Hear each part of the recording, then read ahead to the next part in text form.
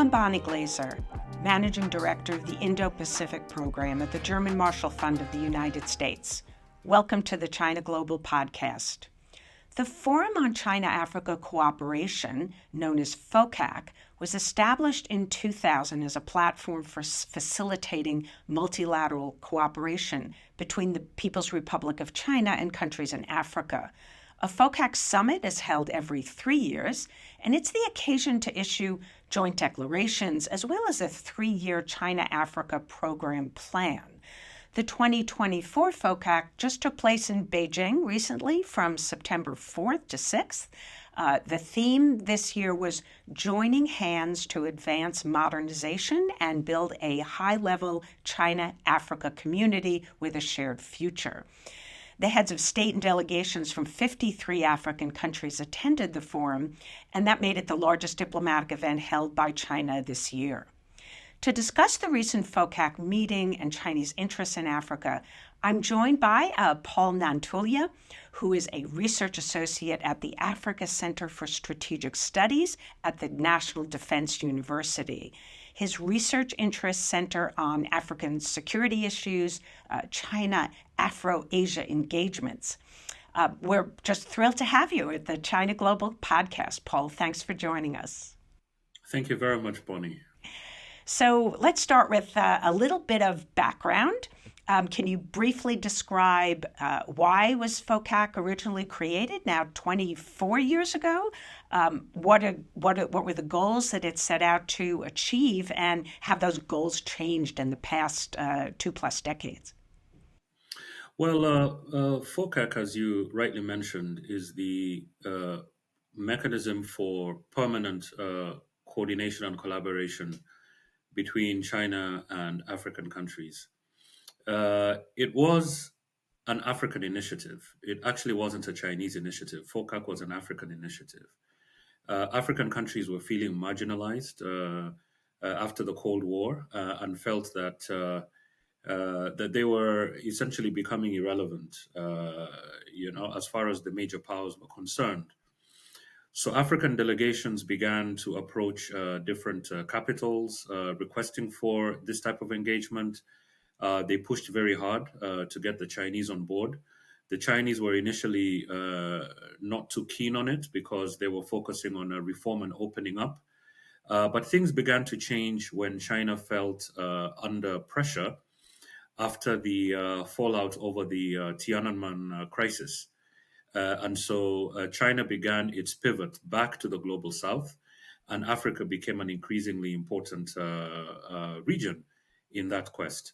So the Forum for China-Africa Cooperation needs to be understood within that general geopolitical frame.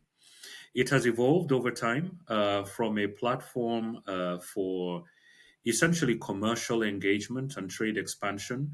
It has now taken on other initiatives such as peace and security, military cooperation, military engagement, as well as law enforcement.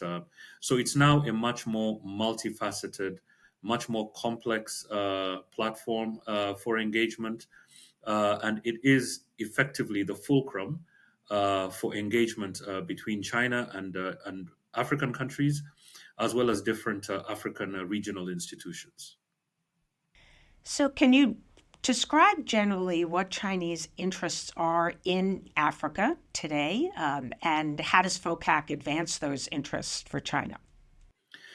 FOCAC has advanced these interests in a number of ways. First, China is increasingly looking to the global south for diplomatic support, for political support in various international institutions, and basically integrated into China's grand plan to reestablish itself as a leading global power. So FOCAC plays an extremely important role in that context.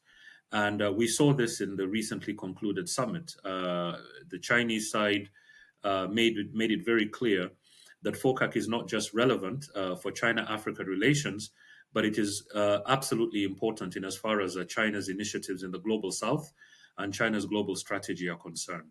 Secondly, FOCAC has served as a mechanism to expand significantly Chinese economic engagement on the continent. When it started in 2000, China was not a major economic player in Africa, but currently China is now the largest trading partner of the African continent as a whole, but individually of many African countries, and it surpassed the United States in that regard in 2018.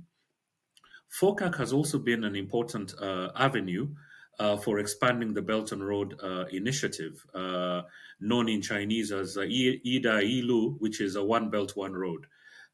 When this program started, Africa was fairly marginal. The program mostly focused on Eurasia and Europe, but now the African continent is the largest single bloc in terms of membership within that Belt and Road program.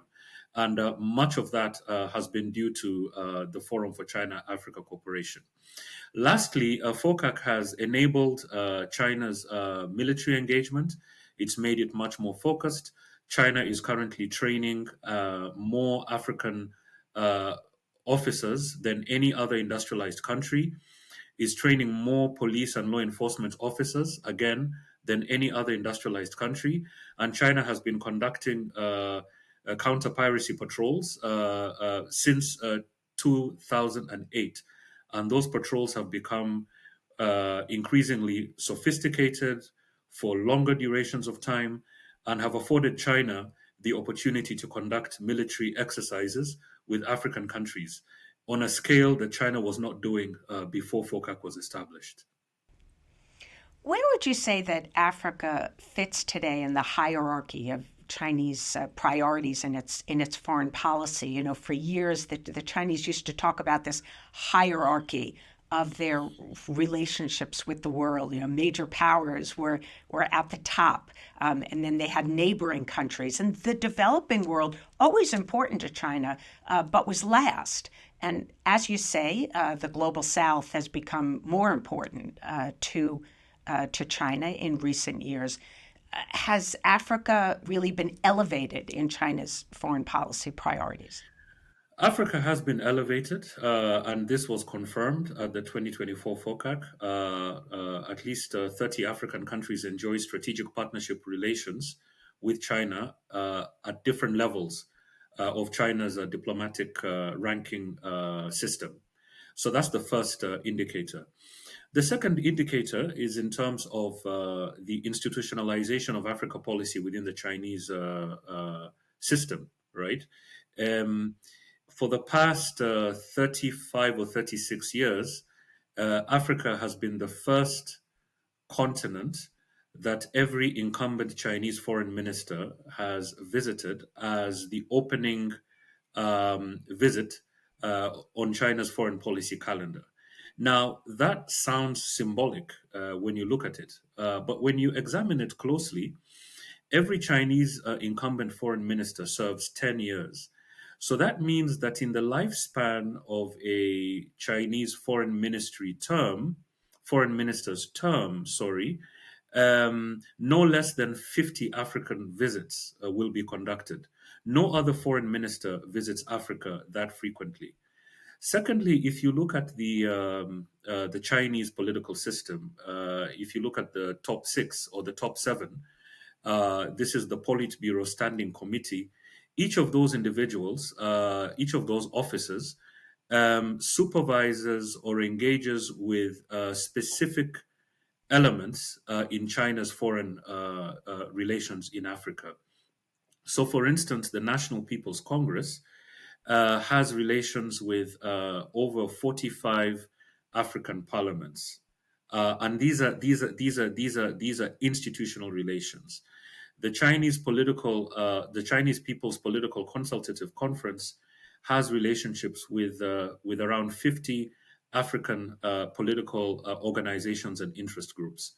Again, these are institutional relationships.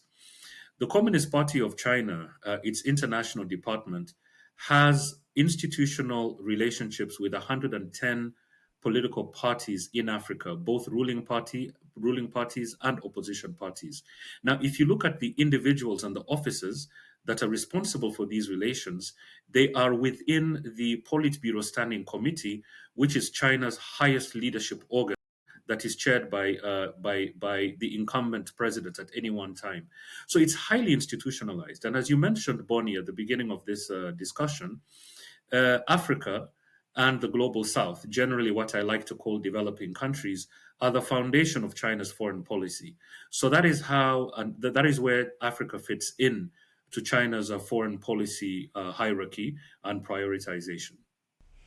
How would you describe what Xi Jinping hopes to achieve by strengthening his relations with developing countries around the world? And is it mostly aimed at strengthening China's position vis-a-vis the United States? We have certainly seen China try to undermine U.S. global leadership around the world, but is that the primary agenda, or is it something else?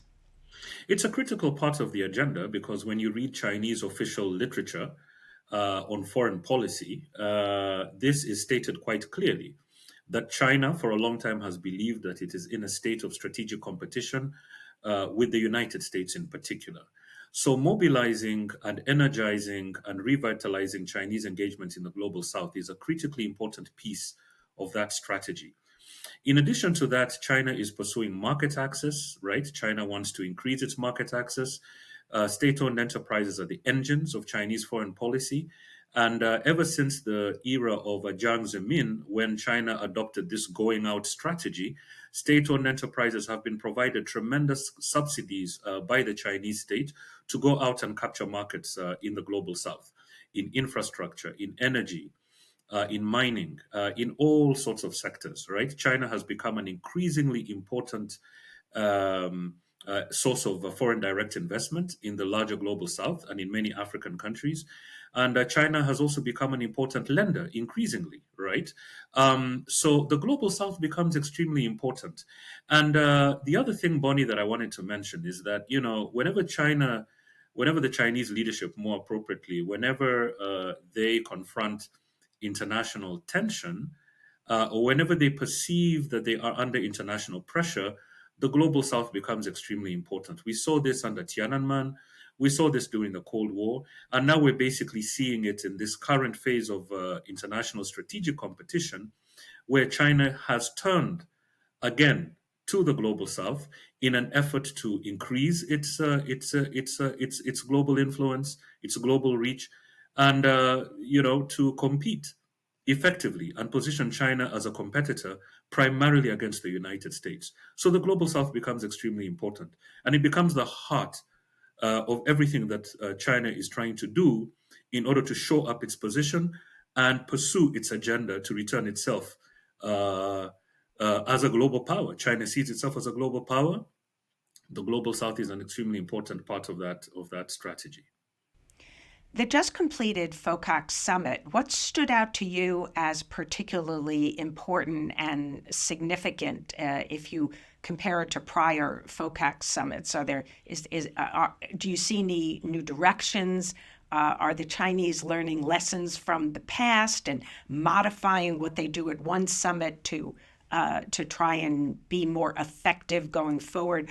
Are they setting an agenda very collaboratively with African countries? So if you could just sort of describe the outcomes compared to the past and give us some insights into what was achieved. Right. So FOCAC has been around for 24 years. So it is a work in development. It is a work in progress. It reacts to pressures, internal and external pressure. It adopts different programs as it moves along. So it's structured, but at the same time it's very amorphous, right? If you look at the 2024 FOCAC, I think it confirms a number of strategic pivots by China. The first strategic pivot is away from direct bilateral lending to multilateral lending and involvement of quote unquote the private sector and private sector lenders in China, and involvement of quote unquote the private sector. The reason China is doing this is because it is trying to mitigate risk. It is trying to spread its risk. And there is a concern in Beijing and in the Chinese political establishment about the inability of many of their borrowers to actually return their money. China was put in a situation back in 2022 when it had to reschedule debt for 17 African countries that were unable to pay. This has a political cost in China. The institutions that are lending this money are led by individuals that also hold positions in the Communist Party, right? So that can create a lot of problems for Xi Jinping. So that, I think, is the first strategic pivot. The second strategic pivot is around green energy, right, and renewables. This is something that China has been pushing. It's a demand. African countries have sent very strong demand signals to China.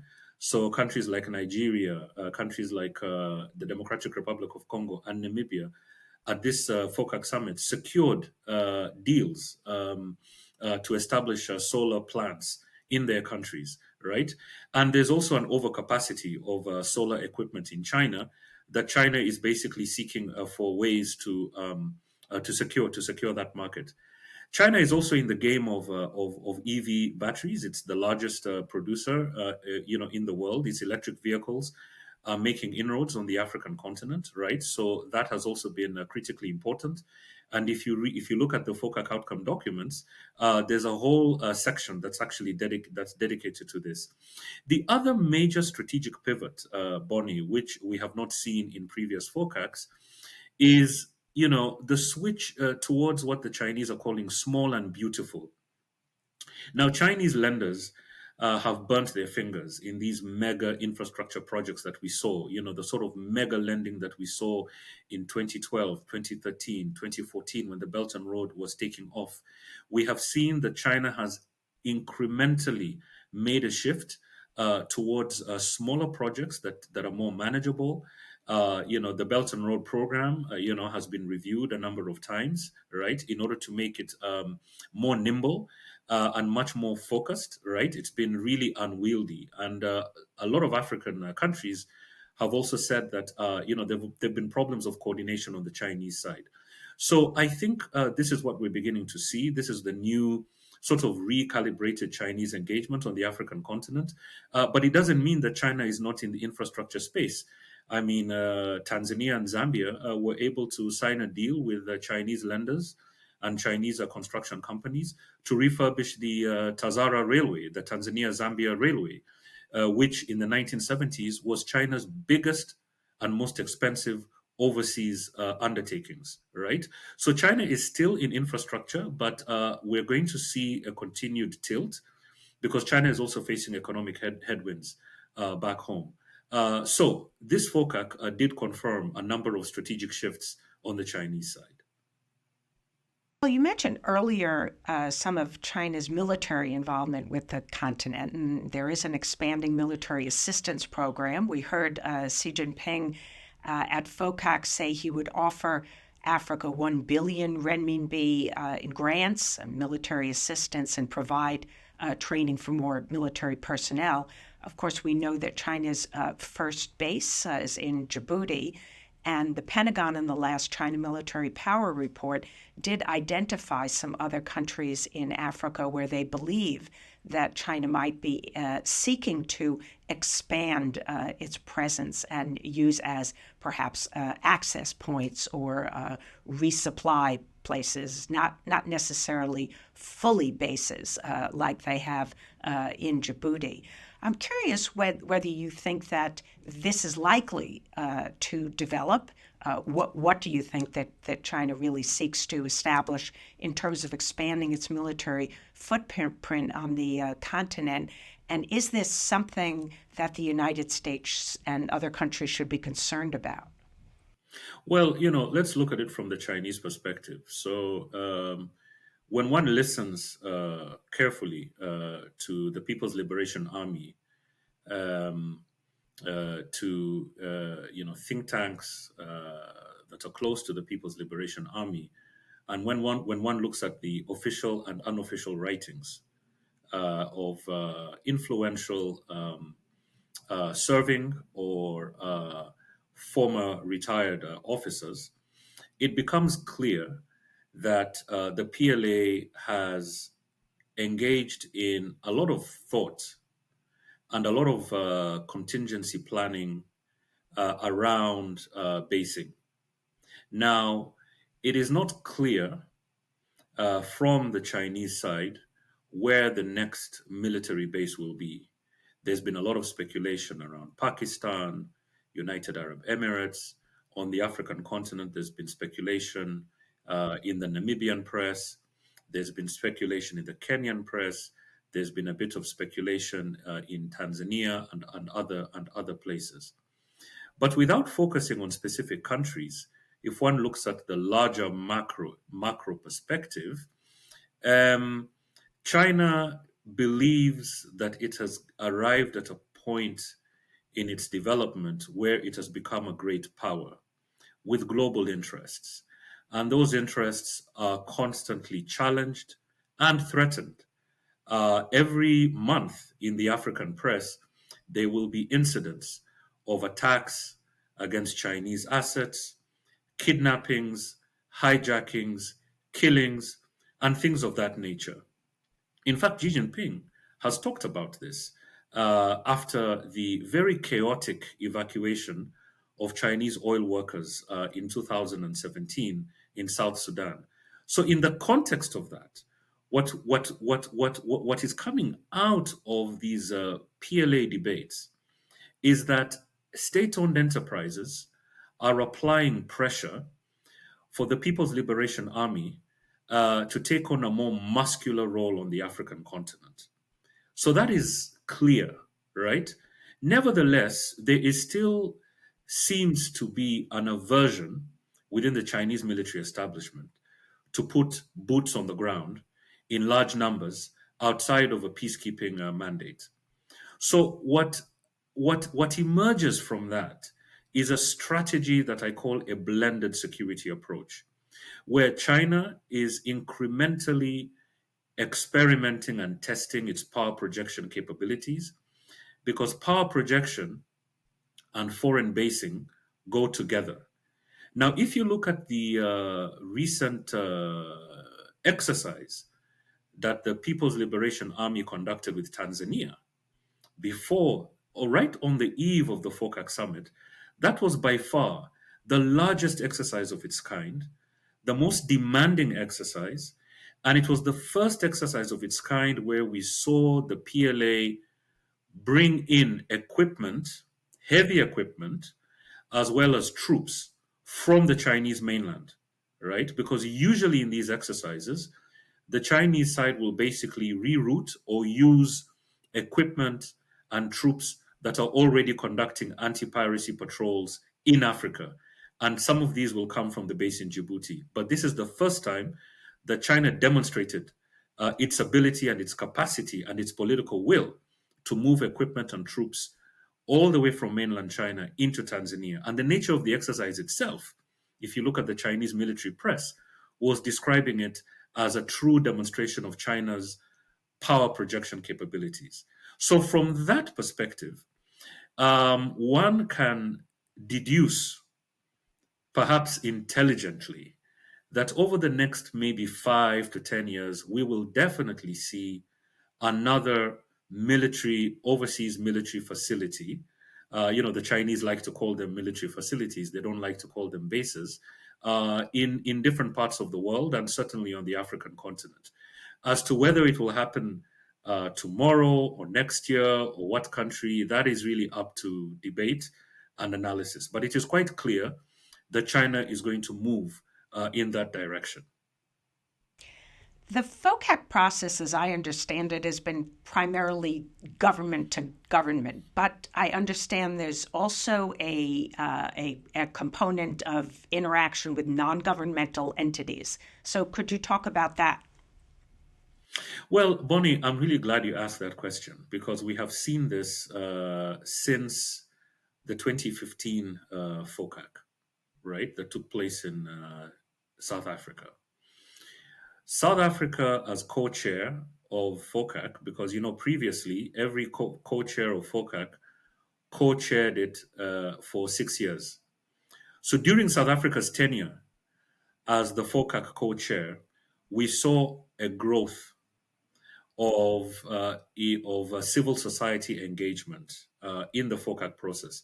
And this is because South Africa as a government is amenable and even encourages civil society involvement. The South African government consults think tanks, it consults non-governmental organizations, it consults independent experts on foreign policy matters. So we saw this, and we saw that the growing networks, independent networks on China-Africa relations, used that and leveraged that, right, to make some headway in engaging formally and informally with the FOCAC process. Fortunately, that continued with Senegal. Senegal is another country that has been very amenable, to consulting civil society organizations, to bringing them on board, and to introducing the idea of observers in the FOCAC meetings. This was not the case before, but we saw it develop under South African and Senegalese co-chairmanship of the FOCAC process.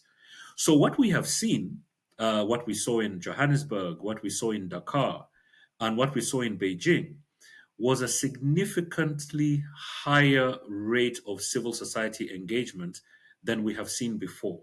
There was private sector leaders there. There was independent institutions that assembled, even African diplomats, interacted with the African Union. And I think this is going to become the new normal for FOCAC. When you talk to African diplomats, they will say, at least some of them have said that there is a realization that FOCAC is not just a project for governments. The African governments and the Chinese government are in a situation where you have bottom-up engagement, you have bottom-up pressure, and you have analysis, right, that is being done, that is reviewing FOCAC, that is evaluating it. This is not being done on the government side. This is being done by non-governmental institutions. I think it's a good thing because it's important for independent African voices to seek accountability on how this relationship is managed. And it doesn't only apply to China, but it should apply to all Africa's engagements with foreign partners. It's a healthy thing, and I think it should be encouraged. Yes, absolutely. That's great. That's a really good trend, and I certainly hope that it continues. I also wanted to ask you about how African countries perceive the general efficacy of the FOCAC process. What are the kinds of requests that some of the African countries are making of Beijing, and is Beijing delivering? Is there a sense that the FOCAC process is really bringing to Africa the development, the economic interests, and other things that they want from China? Well, FOCAC is highly valued strategically by African countries. No question about that. More African presidents attend FOCAC summits than the UN General Assembly, which is the world's largest gathering of heads of state. At this FOCAC, you had 51, 53 African presidents. Less than half of those are going to show up at the General Assembly.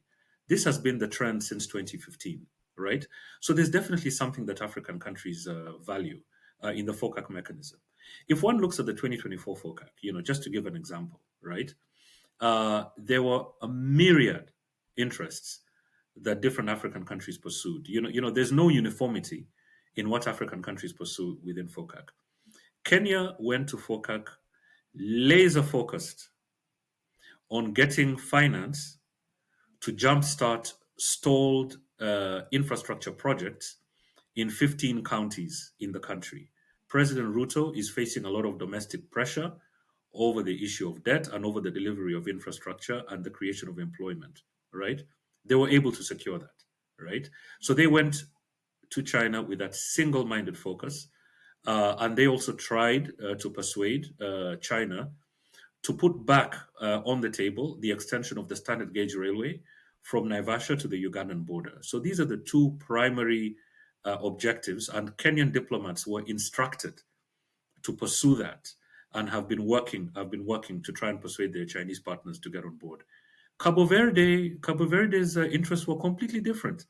Cabo Verde was looking for grants, and Cabo Verde has a strategy of securing grant finance, not loan finance, from China, and was quite successful and was able to get a number of commitments, including refurbishing the National University of Cabo Verde, right? Namibia was very different. Namibia has been trying to secure technical assistance to establish its largest solar plant in the country, right? And the deal was successfully concluded. Those negotiations were successful. Namibia has been pursuing this diligently for the past 2 years and was able to secure that at the FOCAC meeting. Tanzania and China were interested in the revival of the Tazara Railway, right? They have been focused on that for the past 2 to 3 years over different administrations. They have tried to get some kind of agreement with their Chinese partners. It has been a back and forth process. Sometimes it's been on, sometimes it's been off. But finally, under this FOCAC, during this FOCAC, they were able to get that agreement done.